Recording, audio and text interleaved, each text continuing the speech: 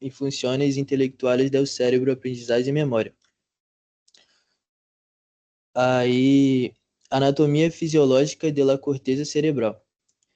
La corteza cerebral es compuesta por una capa superficial de neuronas delgada que cubre todas las circunvoluciones del cerebro. Su superfície total contém mais de 80 milhões de neuronas, dentre elas há três tipos fundamentais: neuronas granulares, ou células estrelhadas, que possuem axônios curtos, atuam como interneuronas locais, podem ser excitadoras, liberam glutamato, ou inibidoras, liberam GABA. São muito abundantes em áreas sensitivas e de associação, o que permite um alto processamento intracortical da informação sensorial.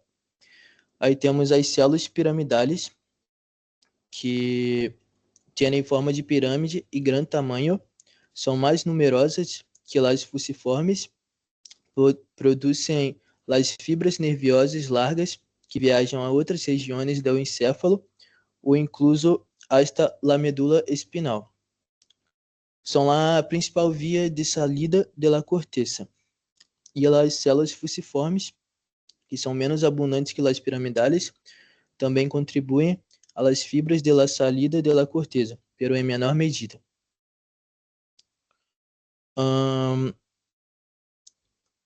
Esta figura mostra as capas de la superfície neuronal. Aí temos a capa molecular, que possui poucas neuronas, muitas fibras horizontais que conectam distintas áreas corticais. Capa granular externa, que é a segunda, que tem interneuronas granulares, comunicam áreas corticais próximas. A terceira capa, que são a capa de células piramidales, que é piramidales pequenas e medianas que enviam axônios a outras zonas de la corteza. A quarta capa granular interna, que é a principal receptora de los sinais sensitivos que ligam do tálamo. A quinta capa, que é a capa de células piramidales grandes, que inclui as grandes células de Betz, aqui partem fibras descentes hacia o tronco encefálico e a medula espinal. E a sexta e última capa, que é a capa de células fusiformes, ou polimorfas, que projeta hacia o tálamo e forma parte do circuito de retroalimentação tálamo-cortical. As fibras horizontais comunicam áreas adjacentes, mientras já as fibras verticais conectam a corteza com estruturas profundas ou incluso com a medula. Aí temos os sinais sensitivos do corpo, terminam lá majoritariamente na capa 4. Os sinais de salida se originam sobre as capas 5 e 6. As capas 1, 2 e 3 se encargam da maioria das conexões entre diferentes regiões da própria corteza. Aí temos o sistema tálamo cortical. A corteza e o tálamo mantêm uma conexão bidirecional constante. Esta relação é tão íntima que se habla do sistema tálamo cortical considerando quase uma sola unidade funcional. Se se interrompe a conexão com o tálamo, se perde quase por completo as funções da área cortical relacionada. Incluso, a corteza mesmo está intacta. Quase todas as vias de informação de los sentidos passam primeiro por o tálamo antes de chegar à corteza. Aí essa é a figura das áreas funcionais da corteza cerebral humana. E aí agora é a minha parte. Tá dando para ver? Eu acho que coisou aqui. Pera aí. Esta já é minha parte, tá bom, mestre? Funções cumpridas por áreas corticais específicas. Mediante estimulação elétrica em pacientes acordados ou em pacientes que estão durante cirurgias neurológicas, foi possível determinar que a parte do córtex controla funções específicas, como recordar imagens, ideias, emitir sons ou mover partes do corpo. Tem uma cirurgia famosa de um paciente tocando violão enquanto o seu neurologista está com o cérebro do paciente aberto para não atrapalhar, para ficar perfeito as zonas, para não ficar nada alterado. E aí, assim, foram identificadas as três áreas motoras. Perdão. Temos as áreas motoras primárias, que têm relação diretamente com os músculos para generar movimentos. As áreas sensitivas primárias, que recebem sinais específicos de visão, audição e sensibilidade somática, que é tato, temperatura, pressão. E as áreas motores e sensitivas secundárias, que têm relação com coordenação, planejamento e interpretação de ideias em geral.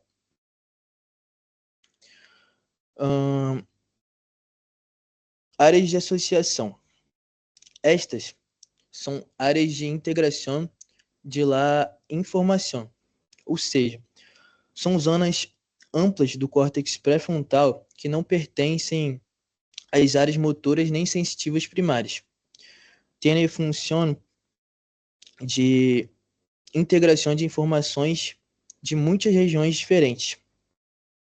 Aí, primeiramente, temos a área de associação parieto-occipito-temporal, que tem como ubicação entre os lóbulos parietal, occipital e temporal.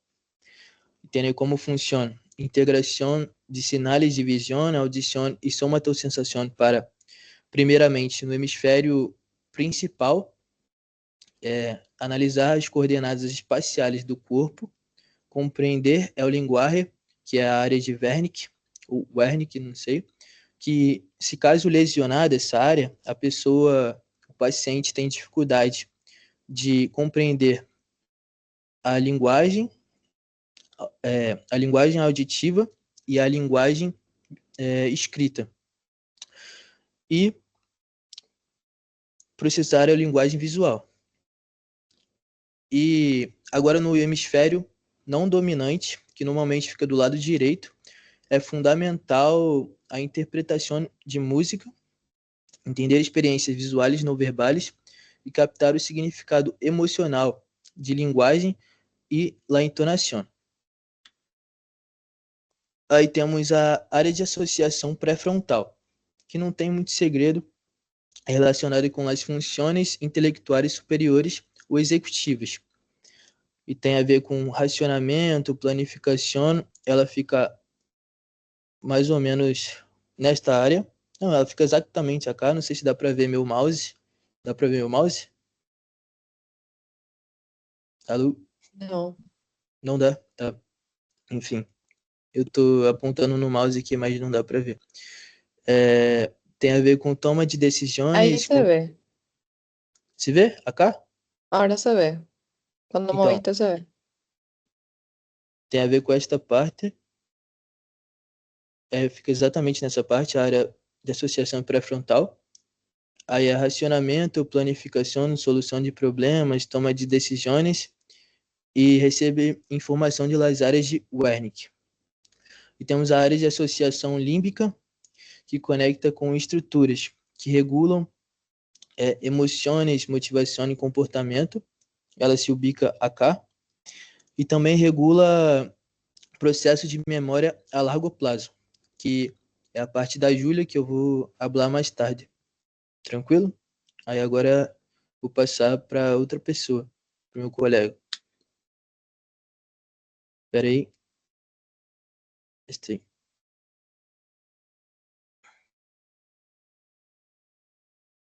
Quem é o Fred, né? Agora.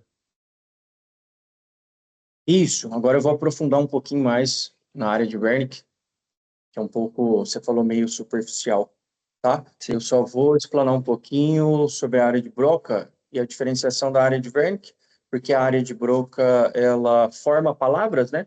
Já a área de Wernicke, ela interpreta a linguagem. Se eu não me engano, sua professora pode me corrigir, a área de Broca está na 44, na área 44, 45, e a área de Wernicke, zona 1, 2 e 3. Peço desculpa que está chegando cliente, às vezes tem um barulhinho, tá? A área de Wernicke, ela está associada, como o Willy falou, na parte somática, auditiva e visual. Ou seja, ela interpreta a linguagem, dá sentido o que ouvimos e o que lemos, tá? Mas a parte fundamental da parte de Wernicke é a parte das funções intelectuais, na lógica, ou na compreensão no significativo das palavras, tá? Só lembrando que ela está localizada na parte posterior do lobo temporal superior, tá? Então, a parte predominante dela é a parte do lado esquerdo, já com 95, por pesquisa, 95% das pessoas. Já o lado direito, eles chamam de parte não dominante, que é onde o Willy falou. O Willy falou que é a parte da música, da entonação de voz, do reconhecimento facial.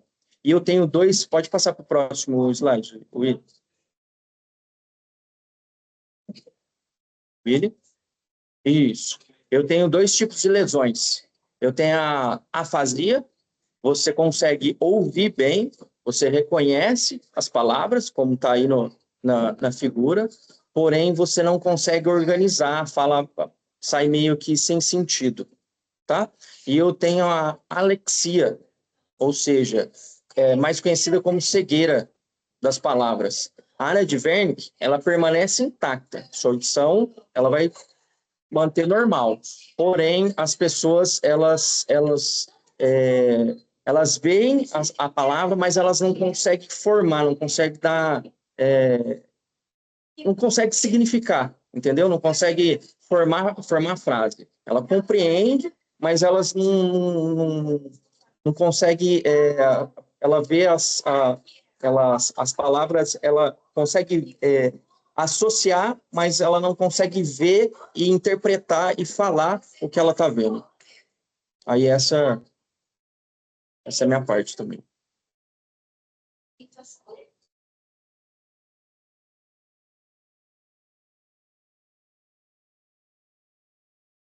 Adrianinho, é tu? Oi, boa noite. Que tal, maestra? Que tal, equipe? Adriano, Hoje, tá dando um eco seu, tá muito alto o som. vê se melhorou. Tá melhor, tá melhor.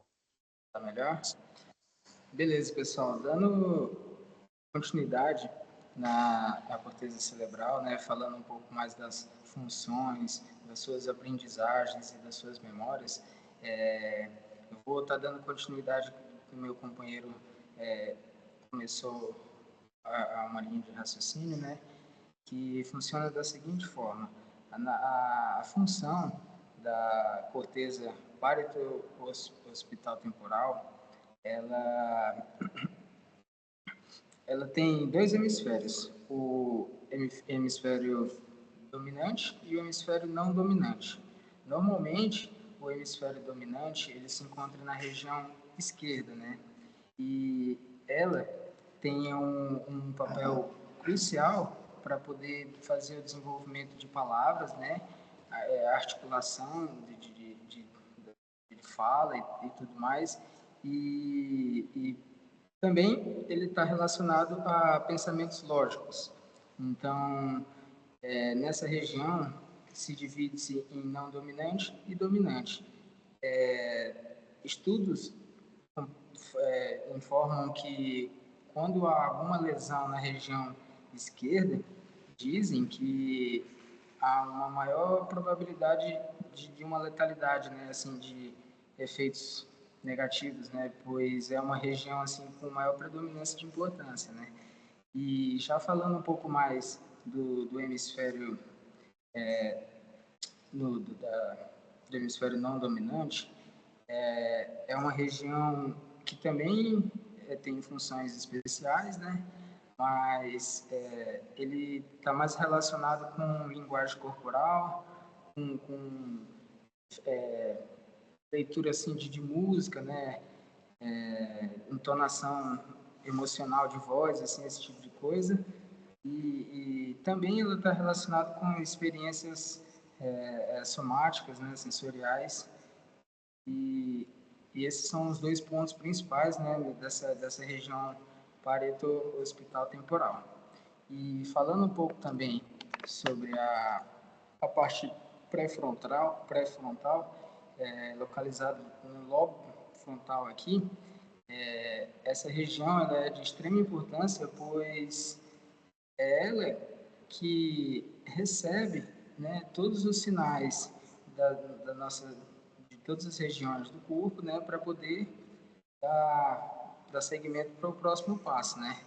Então, assim, ela ela é responsável pela região motora primária, né? Tem a função de integração de informações de outras partes cerebrais e, a conduta ela é mais conhecida como um intelecto superior, né? Então, o que acontece? Ela, sem essa região, ela pode perder vários tipos de capacidades, né? Como, por exemplo, capacidades cognitivas a longo prazo, há inúmeros malefícios, né? Problema de concentração, problema de desempenho mesmo, né? Assim, de uma tarefa operacional. E antigamente, pode passar o slide, eles usavam um tipo de tratamento chamado lobotomia. Esse tratamento, ele tinha como principal função, né, com o avanço aí dos estudos, eles arrancavam, né, tiravam um pedaço do lóbulo frontal. Basicamente, eles interrompiam a conexão, né, onde faz esse processo sináptico, né, de reconhecimento de informação para passar para as demais partes. E com esse tipo de tratamento, antigamente eles faziam isso justamente com pacientes mais graves, né? Com o intuito mesmo de tentar achar alguma forma, alguma solução, mas mais menos mal que a lobotomia atualmente não é mais usada, né? E dizem que uma pessoa com assim, essa região pré-frontal, né, do córtex, ela pode pensar, né, ainda continua tendo seus pensamentos, porém não são pensamentos completos, né? Eles têm dificuldade de manter um tempo determinado com atenção em alguma coisa específica, eles perdem raciocínio lógico, e aí esses pacientes apresentam problemas complexos, incapacidade de poder resolver tarefas sequenciais, né, tarefas operacionais, até mesmo incapacidade de poder articular, né, falar e tudo mais.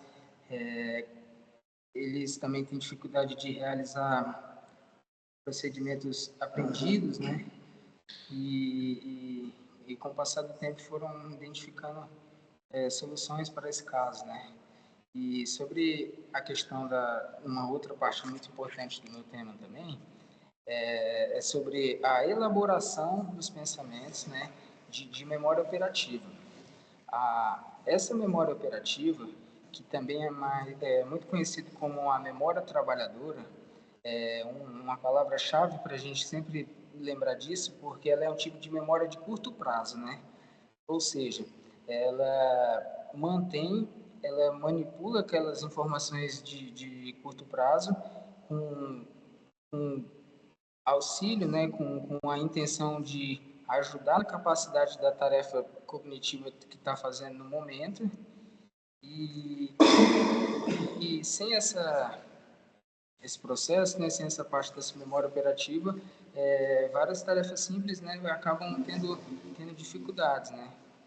E assim, quando essa memória operativa já funcionando bem, ela pode pronosticar e antecipar acontecimentos, elas podem planificar o futuro ou resolver problemas complexos, controlar a conduta de acordo com as normas morais também, que é aquele primeira parte sim, de poder fazer uma elaboração de um pensamento cognitivo. E também fiquei responsável para falar um pouco mais sobre a questão também de quantidades de neurônios. Eu acredito que vamos seguindo a ordem sequencial, mas na frente a gente fala mais um pouco sobre isso. Aqui, doutora Patrícia, eu não sei se dá tá dando para ver direito. Pega o celular. É que eu estou de tablet. Mas existe uma sequenciazinha do que foi falado aqui agora, que é basicamente isso, né? As funções da corteza cerebral, que ela faz parte de uma função de linguagem, de memória, os hemisférios, né, que eu falei, hemisfério esquerdo, hemisfério direito, hemisfério esquerdo, que é o mais importante, é o dominante, o direito é o não dominante. Lembrar também que essa parte da corteza frontal, encontrada no lobo frontal, tem essa função de recebimento de informações de outras áreas cerebrais para poder desenvolver. Um pouco mais aqui também abaixo sobre lobotomia, né? É um tratamento antigo que é usado para tratar depressões, fazia um corte, né, na conexão do lobo frontal com as demais partes, né? Sobre a questão das memórias operativas, né, ou também conhecido como memórias trabalhadoras, que ela tem a função principal de realizar uma tarefa de memória de curto prazo, curto período de tempo de manipulação, controla a conduta de acordo com normas morais, e é mais ou menos isso. E aí, vamos passar a palavrinha para o nosso colega César agora. Obrigado.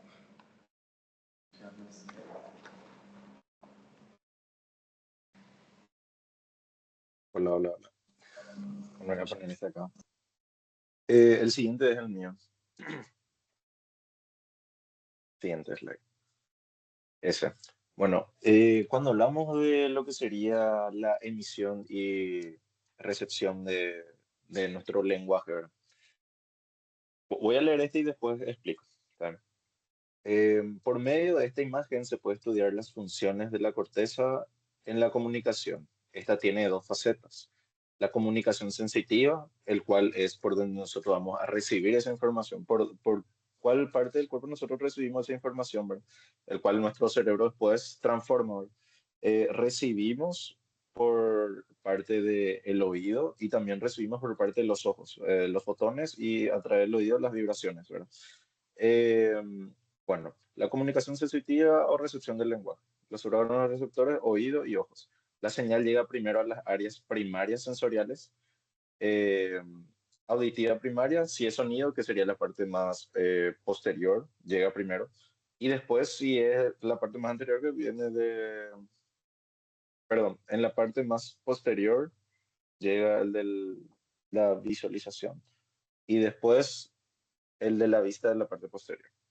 Ok, de ahí pasa a la área de asociación, el cual va a ser el área de Wernicke, ¿verdad?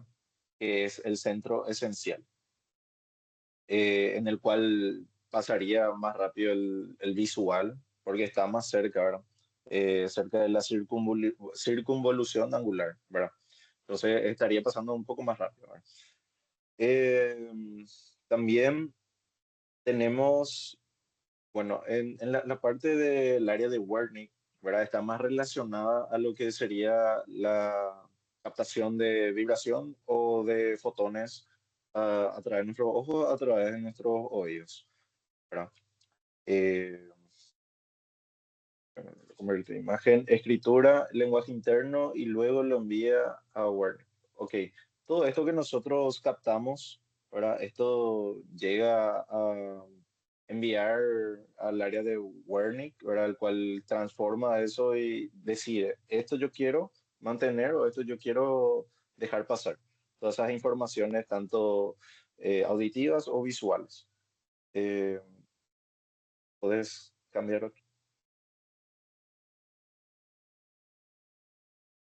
Siguiente slide. Ahí. Bueno, en la parte también quería decir nomás, porque creo que no está en el slide.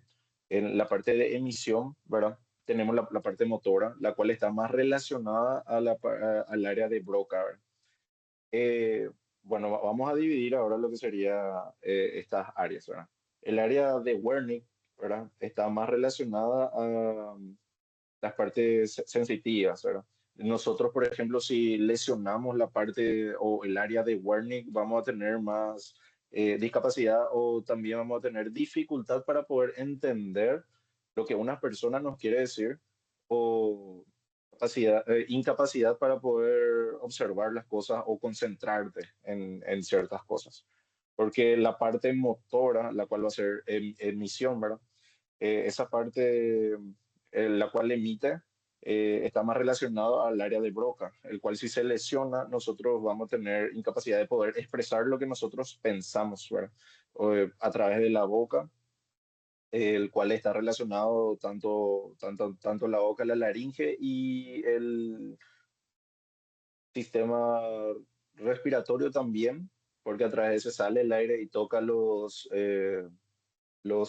cuerdas vocales, ¿verdad? Y eso hace la entonación, ¿verdad? Eso utilizan mucho los cantantes, por ejemplo. Bueno, si hay lesión receptora auditiva, ¿verdad?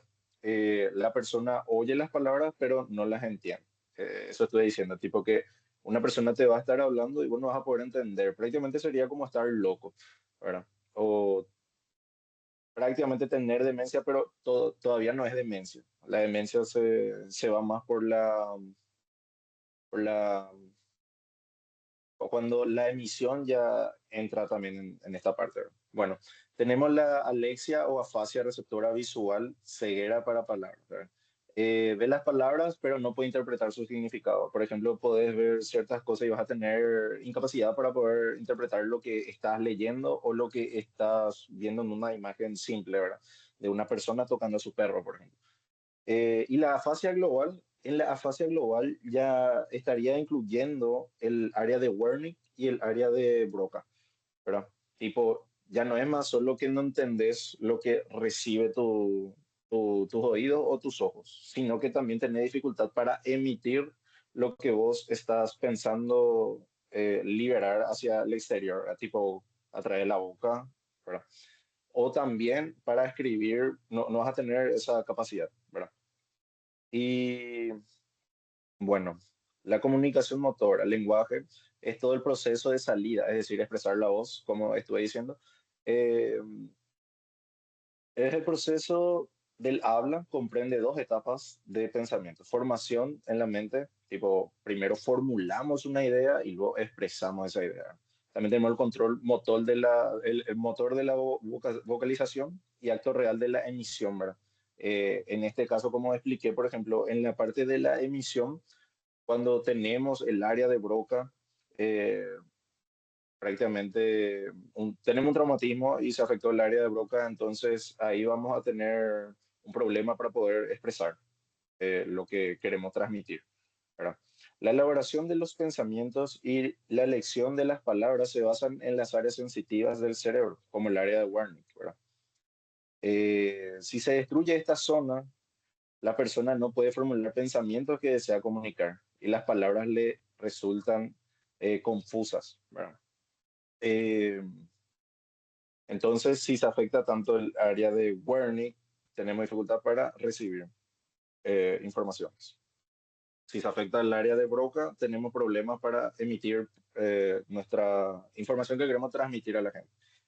O también vamos a tener problemas tanto escrito como con la voz, ¿verdad? Como con la entonación. Entonces tenemos dos problemas, para escribir y para, para hablar.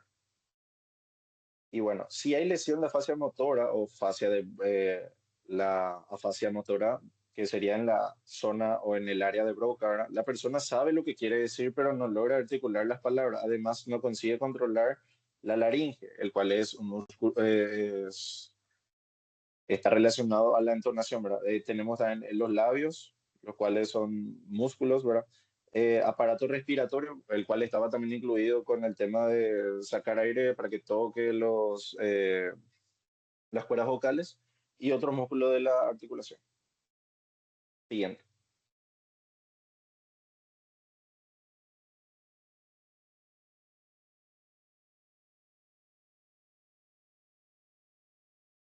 Joe, quem diabo é César? Joe? André me está hablando, ¿verdad? Olá, que tal? Buenas Hola, André. noites.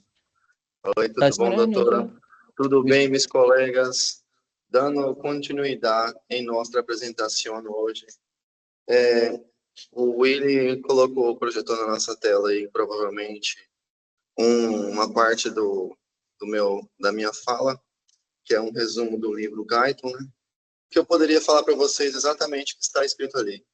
Pero yo me voy a hablar o que eu compreendi sobre este contenido, que eu vou falar hoje sobre o corpo caloso, né? Que maravilhosa função tem o corpo caloso.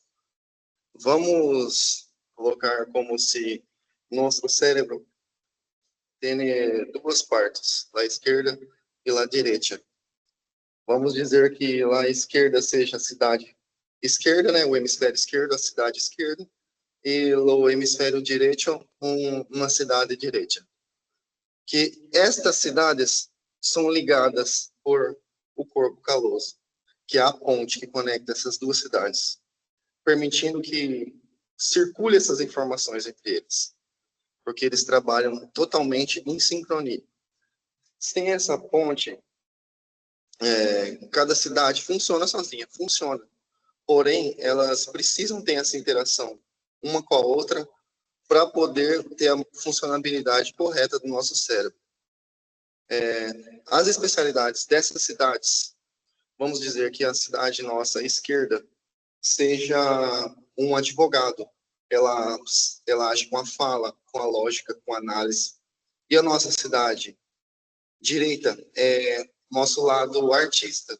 Ela age com a criatividade, com intuição, com reconhecimento, com o visual, né? E também, que eu estava falando, elas trabalham com sincronia e precisa estar 100% funcionando. Vamos, por exemplo, como um simples ato de você ler um livro, né? Nesse livro, você tem o seu campo visual do lado esquerdo. Por exemplo, você está lendo informação. A sua informação do lado esquerdo vai mandar para a direita, que é a do artista, né?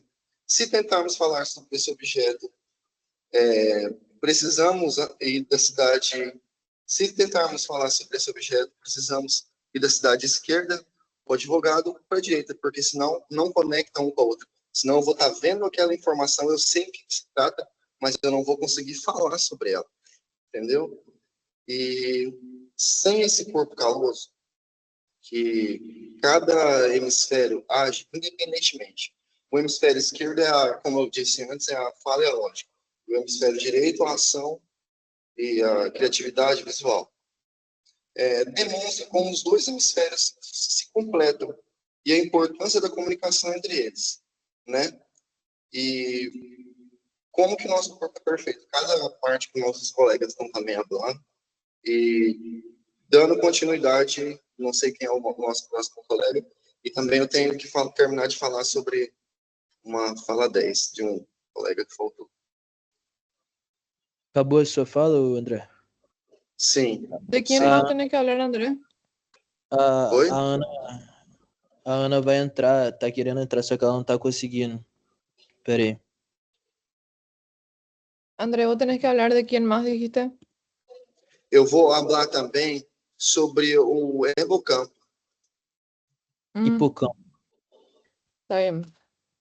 Quer que eu já falo agora também, prof? Não, Não espera, é agora, Não, fala, quando- na verdade, ainda... espera. te toque nomás. Sim. Caraca. Tentando falar com ela aqui, ela falou que não tá abrindo o link.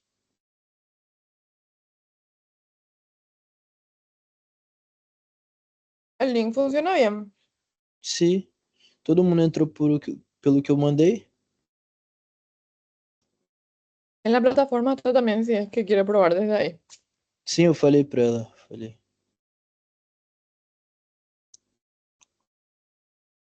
Solo um rato, maestra. Perdão. Aí, ela conseguiu.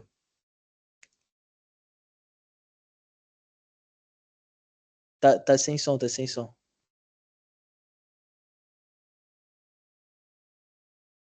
Aí, Aí, agora sim, tá dando certo? Me fala Agora quando sim. for passar o seu slide. Qual que é o... É aquele lá mesmo que você tava. Esse aqui? Esse. Já é. Certo. Quando for passar, você avisa. Vou começar agora. Bom, boa noite, meu nome é Ana Flávia e hoje eu vou falar sobre pensamento, consciência e memória. Bom, os pensamentos, eles surgem de uma ativação simultânea em várias regiões do nosso sistema nervoso, como o córtex cerebral, o tálamo, o sistema límbico e a formação reticular. Bom, essa integração, ela dá ao pensamento qualidades únicas, que são a emoção, o raciocínio, a lembrança e uma percepção sensorial. Já a consciência, ela é entendida como um fluxo contínuo de conhecimento que temos sobre nós mesmos e sobre o ambiente, que é o resultado de uma atividade integrada de diferentes áreas do cérebro, e ela nos permite ter uma noção da realidade, tomar decisões e a reação adequada em situações. A memória, ela é um processo onde a gente armazena e recupera informações, que é muito essencial pelo aprendizado. Ela Pera, me perdi. Ela depende muito da modificação da transmissão sináptica.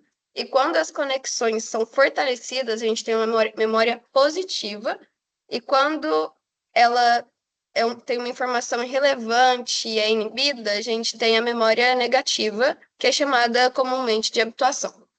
E ela pode ser classificada em 3 tipos de memórias quanto ao tempo de duração, que seria a memória a curto prazo, que ela dura segundos ou minutos, e ela é sustentada por circuitos neuronais ativos. Tem a memória a médio prazo, que pode durar horas ou dias, e a memória a longo prazo, que envolve mudanças estruturais das sinapses e pode durar anos ou a vida toda.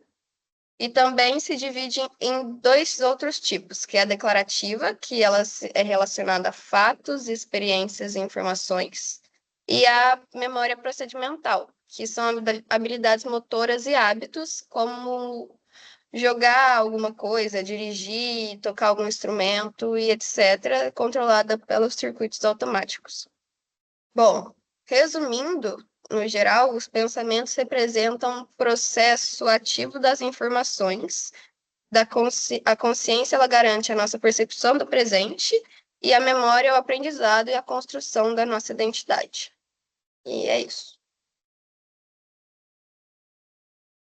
Tá, agora eu vou falar a parte da Júlia. Tá bom, maestro? Vou ler aqui. A parte dela é a memória a médio prazo. Memória a médio prazo. Tiene duración. Puede mantenerse desde minutos hasta semanas. Si no se refuerza, desaparece. Si se consolida, passa a largo prazo. Base fisiológica.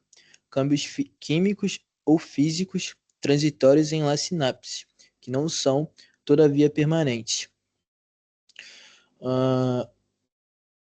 Aí temos o exemplo clássico, que em estudos em el caracol aprecia, que tem a habituação, que é quando um estímulo se repete muitas vezes, não representa peligro, a resposta da neurona diminui. É como acostumar-se, é o circuito deixa de reacionar. Facilitação. Se aparece um estímulo nocivo, ao mesmo tempo, aumenta a liberação de neurotransmissores e a sinapse se vuelve mais eficaz. A resposta se vuelve fuerte e pode durar horas, dias ou incluso semanas. Deixa eu ver.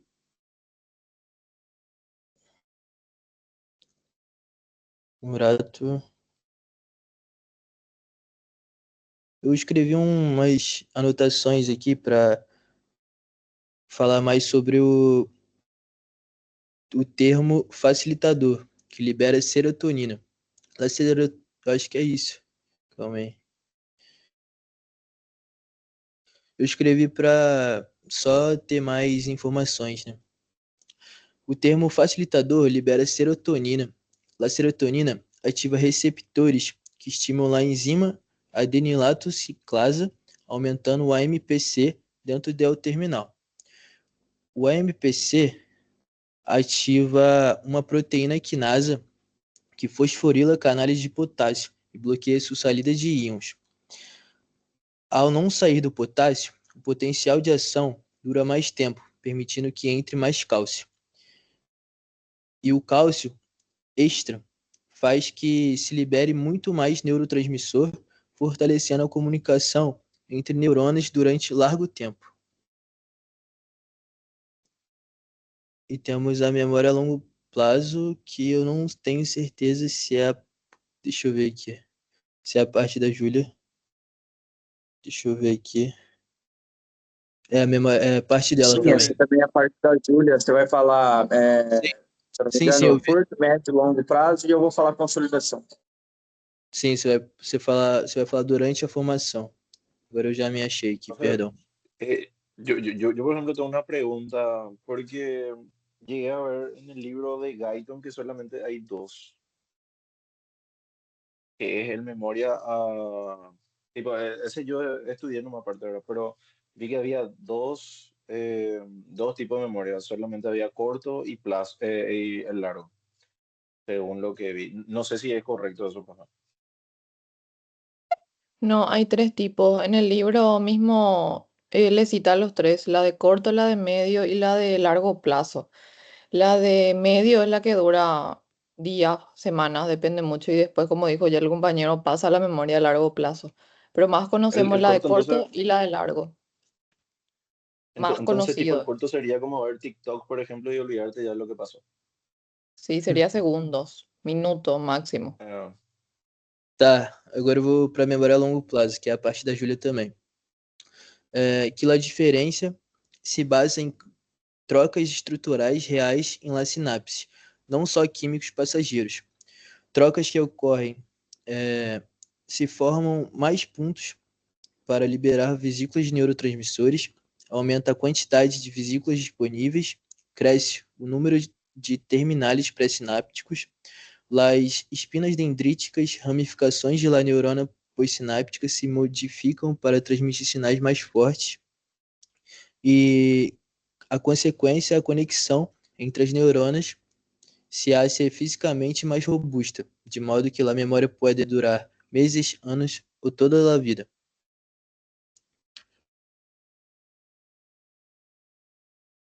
Seria o Fred, né? Isso, essa parte aí também é da Júlia. Eu vou fazer uma breve explanação. Mais uma vez eu peço desculpa, às vezes não sei se está com barulho ou alguma coisa. O restaurante já está enchendo e está com um pouco de barulho. Então eu vou falar sobre a consolidação da memória. Ou seja, quais são as definições? As definições é onde passa da memória de curto prazo para longo prazo, tá? Quais são os requisitos? É a repetição, tá?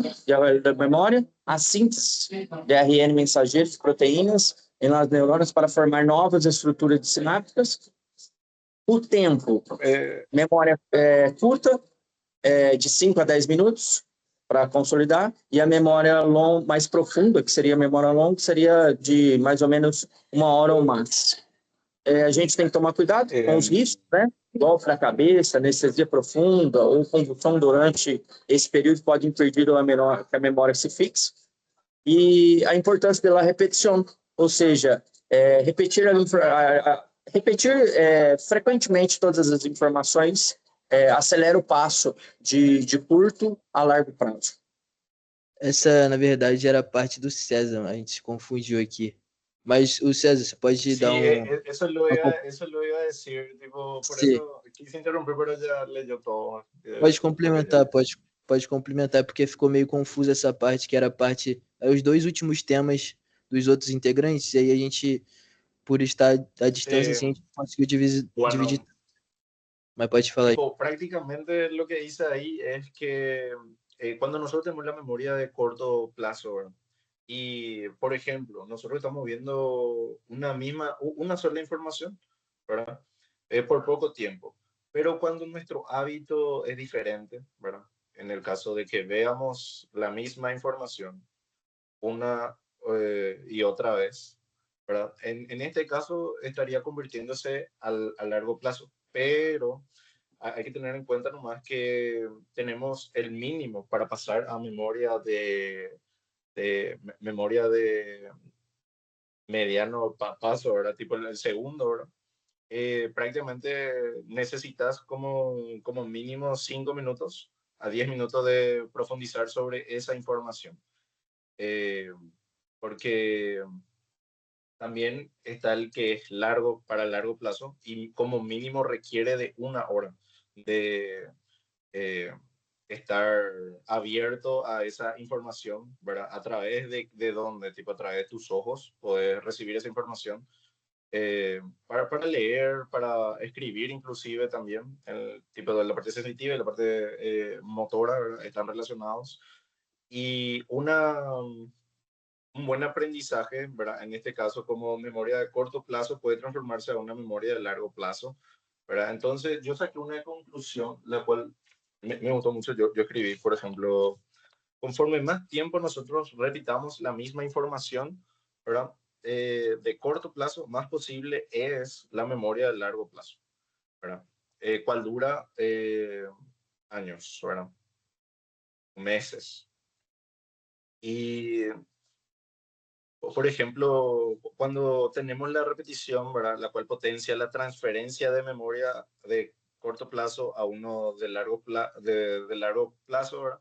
El cerebro va a repetir esta información que recibe, especialmente si esta información capta la atención del individuo. Por ejemplo, ¿cómo podemos captar la atención de un individuo? Primero, tenemos dos sensitivos, el cual era visual y el cual era auditivo también, ¿verdad? Primero, si es que estás viendo un video, escuchar, tipo, que tenga un buen audio, ¿verdad? O si es que estás viendo un libro, que tenga un buen resumen o que tenga bien marcado con colores. Entonces vos ahí le das más foco a la atención de la persona que está leyendo tu libro, por ejemplo. Y conforme más vamos repitiendo estas informaciones, ¿verdad? Hay síntesis, porque la síntesis se hace después de 5 minutos por ahí. La síntesis de ARN mensajero cuando estás recién pasando a la memoria de media de plazo, ¿verdad? Entonces ahí hay síntesis de ARN mensajero y de proteínas neurona para formar nuevas neuronas. Y conforme más hay síntesis, entonces más tiempo nosotros vamos a poder acordarnos de cosas o de informaciones pasadas. Y eso nos permite también captar o descartar información o agarrar esa información nueva, ¿verdad? Porque puede ser que en un lado escuchaste A y en el otro lado escuchaste I. Entonces, gracias a eso, nosotros vamos a poder diferenciar o corregir ciertos patrones los cuales están equivocados. Por ejemplo, en un libro dice tal cosa, pero era otro. Entonces, gracias a esa síntesis de ARN mensajero y de las proteínas neuronales, entonces nosotros tenemos como un resultado el aprendizaje también puede ser. Y bueno, acá dice, por ejemplo, el tiempo. Se necesitan menos de 5 a 10 minutos para empezar una consolidación, o sea, esta síntesis de ARN, ¿verdad? Profunda, si querés profunda, se requiere de alrededor de 1 hora o más. Y el profundo es el de largo plazo, ¿verdad? El cual podemos mantener inclusive años, ¿verdad? Y bueno, tenemos el riesgo, ¿verdad? El cual va a ser un golpe en la cabeza, anestesia profunda o convulsión durante este periodo puede impedir que la memoria se fije. Por ejemplo, en la anestesia también, ¿verdad? Puede impedir que haya esta síntesis, ¿verdad? Y eso hace que las dendritas no toquen con con las ramificaciones, ¿verdad? Entonces, por ejemplo, eso lo se usa. Un ejemplo es la lidocaína, cuando te colocas en la piel, lo cual va a impedir que esa información llegue hasta tu cerebro, pero esa parte va a ser más en la parte... también es sensitivo, ¿verdad? Porque sentimos a través de la piel. Pero es un ejemplo nomás. ¿Cuál es la importancia de la repetición, verdad? Repetir la información, el cual fortalece la huella de memoria y acelera el paso a corto plazo. Entonces, también escribí otra cosa que me llamó mucho la atención, que llegué a leer en la Biblia, me gustó mucho, ¿verdad? Decía tipo, júntate con necios y serás necio, por ejemplo. Es uno que se te puede quedar mucho, ¿verdad? Porque cuanto más compartido o cuanto más expuesto estás a lugares o situaciones así malas, más probable es que tu cuerpo, o sea, que tu cuerpo quiera quedarse. Es más probable que tu cuerpo empiece a hacer cosas que ve. Entonces vos tenés que cuidarlo a lo que te expones, porque también esas informaciones entran, tu cerebro quiere repetir. Entonces, eso queria decir. Gracias. Era para ser antes do César, o Adriano, que ele vai falar a parte que não tem no slide, só que é para seguir a ordem do Guyton, que é a parte de a quantidade de neuronas e suas conexões muitas vezes. Aí ele vai falar aí. Vai, Adrianinho. Oi. Então, dando continuidade, falando um pouco mais sobre a questão das quantidades de neurônios, o que acontece? Logo nos primeiros meses e nos primeiros anos de vida, a nossa zona encefálica, elas geram neurônios, né? E elas desenvolvem ramas axônicas que é um processo de aprendizagem, né? Essa questão assim de quantidade de neurônios, né? Então, tanto que o nosso colega César comentou que quando o neurônio não faz o seu processo sináptico completo, ele se degrada, se desagrada rapidamente, né? Em poucas semanas eles acabam perdendo aquele contato. Então, assim, eles passam por um processo de desenvolvimento, né? Se tratando de quantidade de neurônios. Então, vale a pena sempre reforçar essa parte, que o que faz a ponte de todos eles são as ramas axônicas, né? As ramas axônicas, e com o passar dos anos e tudo mais, vai fazendo essa parte de desenvolvimento de quantidade de neurônios. E aí tem uma parte muito importante que não soube explicar muito bem, mas assim, os axônios novos, quando eles não chegam a fazer a conexão assim, nos neurônios apropriados, né, em pouco tempo eles se degradam, né? Então, é praticamente isso, assim, eles são considerados, esses fatores de crescimento são considerados por um processo assim de aprendizagem. Da quantidade de neurônios. Mas é isso. Agora é tu, Andrezão.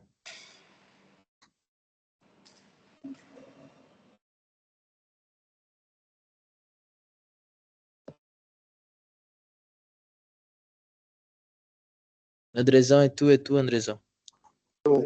Fechou. Então, pessoal, agora vamos para finalizar. Hipocampo. O hipocampo funciona como um organizador de memórias. Ele transforma as memórias de curto prazo em largo prazo. Vamos supor, em exemplo, podemos dizer que comparar ele com um bibliotecário. E nossos livros são como se fossem as memórias. Ele envia essas memórias para prateleira, que são corte cerebral, e ele organiza essas em várias prateleiras, em vários momentos. Estou falando aqui também, estou tentando lembrar aqui. Uma grande associação também que ele faz, é com cheiro. Através dos cheiros, ele armazena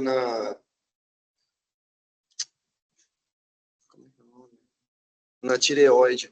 A tireoide também ajuda muito a relembrar a acessar essa biblioteca. Então, ele ajuda muito também a reconhecimento e a familiarizar. Infelizmente, eu tinha feito uma anotação também sobre isso, eu acabei esquecendo que eu vim para a faculdade. Mas o hipocampo, ele também tem, acho que ele só é com se a professora pode me corrigir, por favor, se eu estiver errado. Ele também trabalha com a memória retrógrada, né? Que é só É isso mesmo, profe? Sí, pero lo que dijiste anteriormente es lo que estaba errado cuando hablaste de que el hipocampo como que guarda los recuerdos olfativos en la tiroides, en realidad es en el sistema límbico. El sistema límbico es el que guarda nuestros recuerdos, sean Límbico, exato. olorosos, sean visuales o cualquier tipo de recuerdo que representen para nosotros algún sentimiento, sea bueno o sea malo el recuerdo, ¿verdad? Sim, exatamente isso. Agora seria a parte de quem? De finalização. É você? O ele. Finalização. Agora, para seguir a ordem lógica do Guyton, eu tinha que falar a parte da amnésia, que não era minha também, mas é mais ou menos isso aqui, tipo, amnésia retrógrada é a incapacidade para recuperar os recuerdos do passado depois de la lesione ao hipocampo ou tálamo. Pode ligar o microfone aí, Andrezão?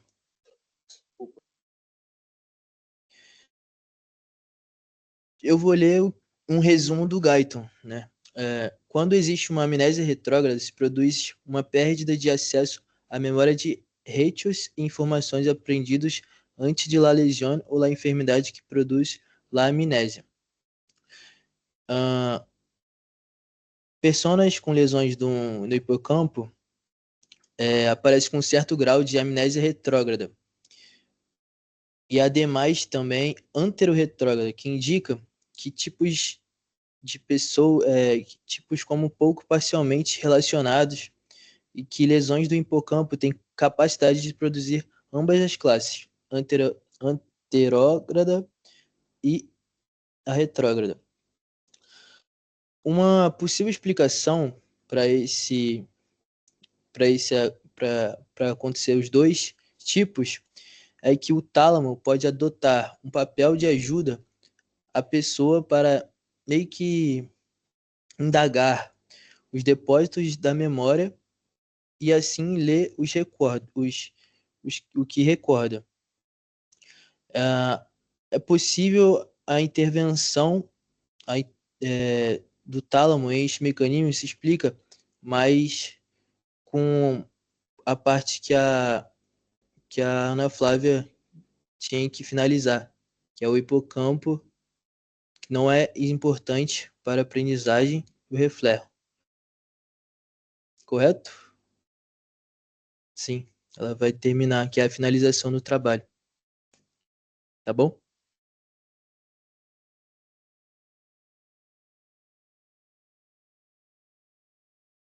Certo. Bom, no texto do livro fala que o hipocampo não é essencial para o aprendizado do reflexo, né? E isso significa que as pessoas que têm lesões nessa região, elas podem ter uma dificuldade maior para formar novas memórias declarativas a longo prazo, mas ainda elas conseguem aprender habilidades simples como tarefas manuais motoras rápidas. E esse tipo de aprendizado se chama aprendizagem reflexo, e ela se baseia principalmente numa repetição, naquele ato de fazer várias vezes a mesma coisa. Ou seja, mesmo sem o hipocampo funcionando da maneira correta, o cérebro consegue consolidar essas aprendizagens automáticas por meio da prática constante. E assim a gente entende que o hipocampo ele é fundamental para armazenar memórias complexas e conscientes, mas não é indispensável para aprendizados básicos e repetitivos, que dependem mais de algumas outras estruturas cerebrais. E é isso. É isso, maestro, já tá. Perdão pela confusão de... Ficou meio embolado por causa desse problema que a gente teve. Um Sí, desfalque de alunos. sí, el grupo está desorganizado. Parece que no hablaron entre ustedes antes de que cada uno hizo su parte y se juntaron ahora nomás. Y No, realmente sí hablamos, pero solamente, eh, tipo, no organizamos mucho, pero pasó eso. Y Julia dijo que estaba, pero a la vez no está otra vez, entonces yo no sé. Ahí ya es complicado. Dos personas son lo que faltaron, nuestro grupo. ¿quién no habló? Yo, César. Parece que no tuvieron tanto tiempo para estudiar. Ana Flavia, por ejemplo, hablaste muy poco.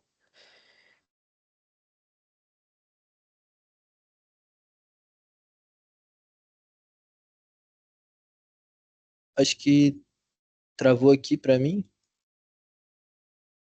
No, no.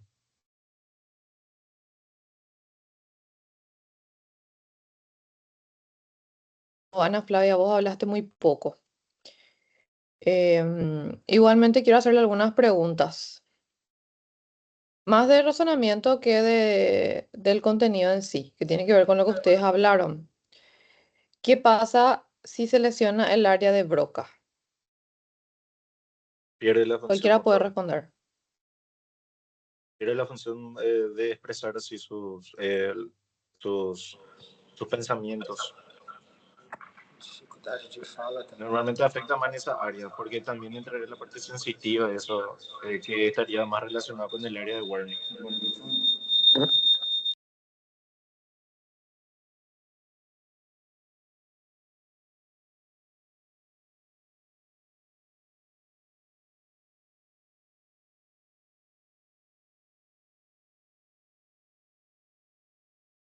O maestro Yo caiu? creo que la profesora...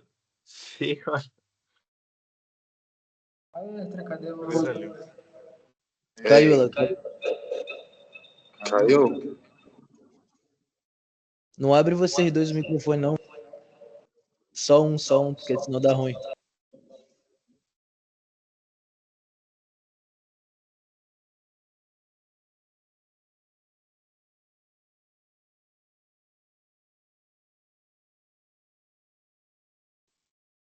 Andrés se quedó congelado por ahí, ¿verdad? Ah, vai se fuder. Ah, meu Deus, viado. Tenía que sacar pique de eso, boludo. Qué puta. Eu falei assim, eu vou ficar congelado. Vocês gostaram do quadro? Olha o Fred, toda a felicidade atrás dele, ó. Área de broca. Soube responder, César? Aí? Diabo, a área de broca. Yo hice A área de broca caso é clínico, tipo. inclusive.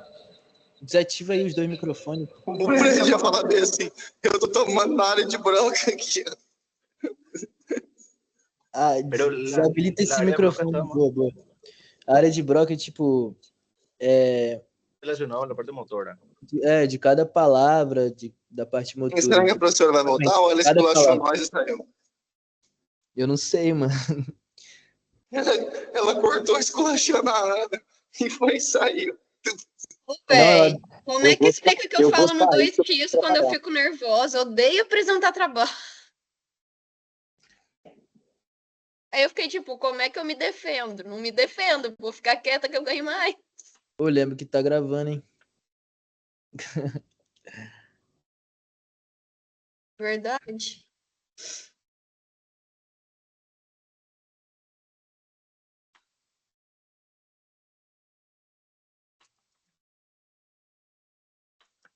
Entrou de nuevo la profe o no. Ahí yo le Não. escribí por, Alguém consegue falar com ela? yo le escribí por Instagram. Vamos a ver si responde.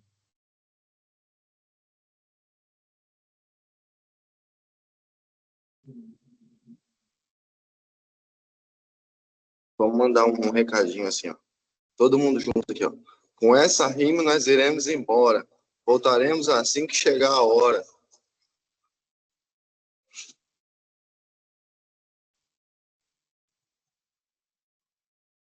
Quando ela travou, vocês travaram também, sabia? El host. Não, mas o Adrenin travou, pô. Tava na pose, chapando. Cara doente. Mano, cadê a professora, pô?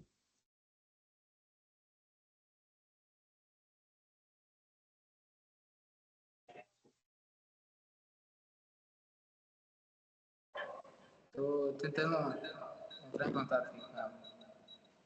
Tá bom. Quem acabou de ser?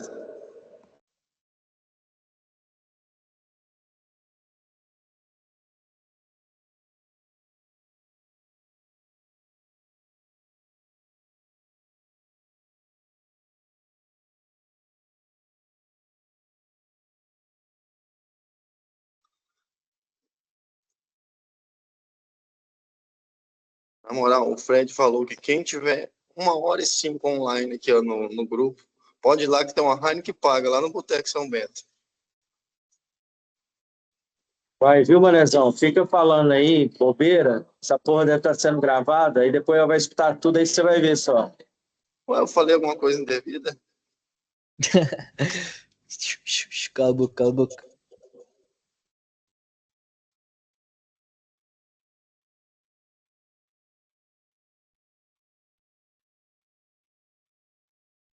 Cara, será que ela foi embora, mano? Cara. Ó, já faz 10 minutos que ela saiu e não voltou. Não, mas é sacanagem a gente sair sem ela voltar. É, não, acho que não. Cara. Ela vai falar que caiu a internet já era.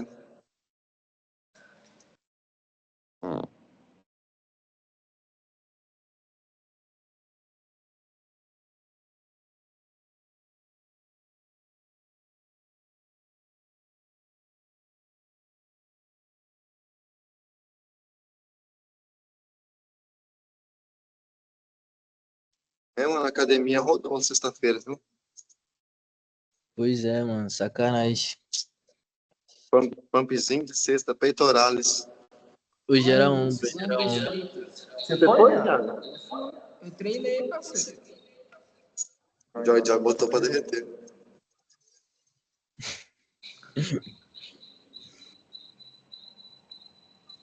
Ô, eu cheguei em casa agora. La profesora dice que está intentando entrar esa. Oi? A Tena tava só com o beicinho esperando o Joy Joy. Pera aí, André. Caraca, muta aí. Fala, Que fala. la profesora dijo que está intentando entrar, pero no estaba, no estaba entrando a eso. Entendi. Acabamos, iniciamos otro para las preguntas. Mas, tipo, não vai mudar nada, porque é o mesmo link. Entendeu? Sí. Não tem sentido. Só se a gente criar um novo. Sí, Mas y aí por vai... eso, tipo, sí, es que cortamos y creamos otro link, ahí capaz. Vê se ela consegue criar, ela manda pra gente. Vocês já imaginaram essa lobotomia? Quando era usado antigamente com os pacientes, que onda, né, mano? Enfiar um bagulho aqui, ó, da testa. Aí, a maestra voltou. Ahí, No sé Muta qué aí. pasó, que salió de la presentación. Se me desconectó acá. Esperen que tengo que grabar. Hein, prof? Acabou a água de sutereré. E você saliu um pouco? No, salió de mí, no conectaba más, no sé por qué. Le iba a hacer justito las preguntas. ¿Qué pasa si hay lesión en el área de Broca? yo iba a responder eso. ¿Y responde? Si hay lesión en el área de Broca, vamos a tener problemas más en la parte, en la emisión, en la parte más motora, que va a ser, por ejemplo, el tema de comunicar las cosas. Porque en el caso de que esté el área de Wernicke y el de Broca unidos, ahí ya sería alexia, que en ese ya sería que no comprende ni tampoco puede emitir nada, ella, eh, en otras palabras, sería demencia, según el libro de Até, Guyton, tipo, até em frases curtas, né? Teria dificuldade. confusas. É bem confuso. Tienen que distinguir bien los dos tipos de lesiones. Si es Broca, el paciente entiende, pero él no puede hablar. Y si es Wernicke, el paciente habla, pero no dice algo coherente. Não Dice cosas sin compreende. sentido y además no comprende no Lo que comprende, dice. perdón, mi gato, no comprende lo que se le dice. Y si se daña el área de asociación prefrontal, ¿cómo sería el paciente? ¿Cómo se comportaría? A área pré-frontal Sí. é o que o Então, Adrianinho falou, né? a Pode falar. área pré-frontal responsável por receber ¿Quién e va a responder? organizar todas as informações, sem essa região, a gente também se encontra com um problema de articulações de palavras, de memórias de largo prazo, de funções de tarefas operacionais. A senhora perguntou, doutora, você perguntou se ¿Quién habló de área ocorrendo prefrontal? alguma lesão na região Foi pré-frontal, o como Adriano. aconteceria? Foi o Adriano. Né? Mas é isso No, mesmo, usted habló de eso. várias incapacidade de falar. Ah, não, fui eu.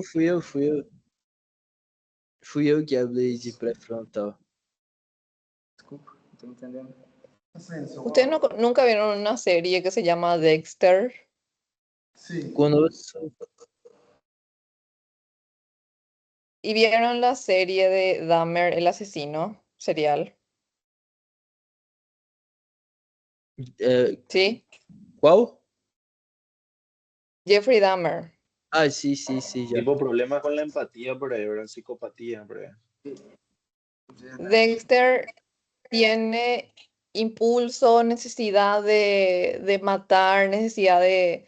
Él disfruta haciendo eso, pero él tiene su corteza prefrontal muy activa porque él razona, él no es impulsivo.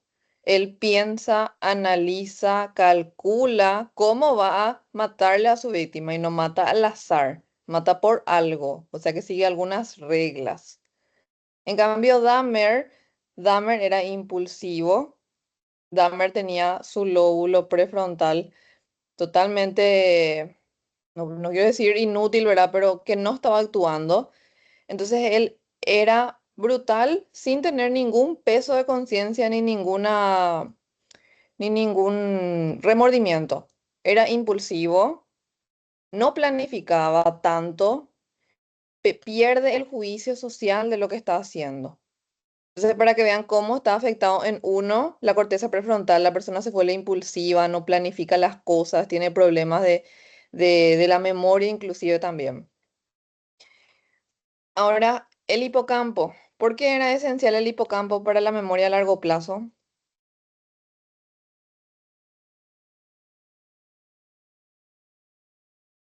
De hipocampo creo que me habló Foi Federico. eu. Acho que ¿Quién foi eu fue? também, prof. Falei um pouquinho. André. ¿Por qué? Sí, André, vos Sim. fuiste. ¿Por qué el hipocampo es esencial para la memoria a largo plazo? Hipocampo que trabalha de maior. Tá dando interferência aqui.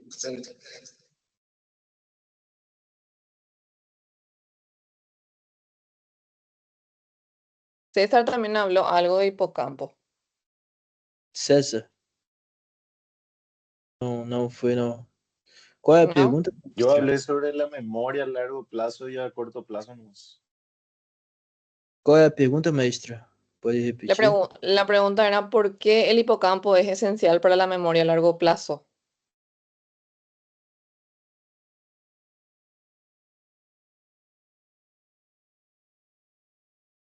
¿Qué sucede si el hipocampo está dañado? Eh, Se tiver danado, por ejemplo, se hizo en la foto del slide, por ejemplo, estaba que si estaba dañado con el tema de la lobotomía, los pacientes, o sea, la gente tenía problemas con el aprendizaje, ¿verdad? Incapacidad de formar recuerdos, nuevos recuerdos. Sí, y entonces si no tiene esa capacidad de nuevos recuerdos, tiene é capacidad de aprender, aprendizaje. seria a parte da amnésia retrógrada, né? Anterógrada. Retrógrada es lo que está antes. Anterógrada es lo que viene después. Isso. Entendi.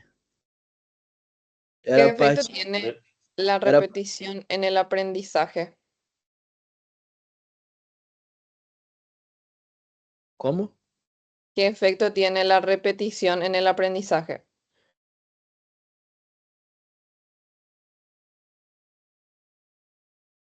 Tiene el tema de la síntesis de ARN y las proteínas para los neurotransmisores. Tipo, y eso hace que se quede más tiempo. Refuerza la memoria. Sí. Facilita la Tipo, transferencia de la memoria de corto a largo plazo. corta a largo plazo. En otras palabras, hábitos por ahí. Tipo, si tienes buenos hábitos, entonces si comenzás con un buen hábito, conforme más vas repitiendo, más se va quedando en tu vida. ¿Y cuál es el hemisferio que es más dominante, Esquerdo. Izquierdo. que controla? Funções motoras.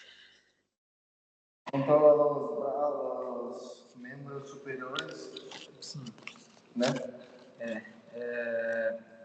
Os membros superiores nos Controla a articulação das palavras, né? Pelas palavras, os gestos, Controla el lenguaje muy bien.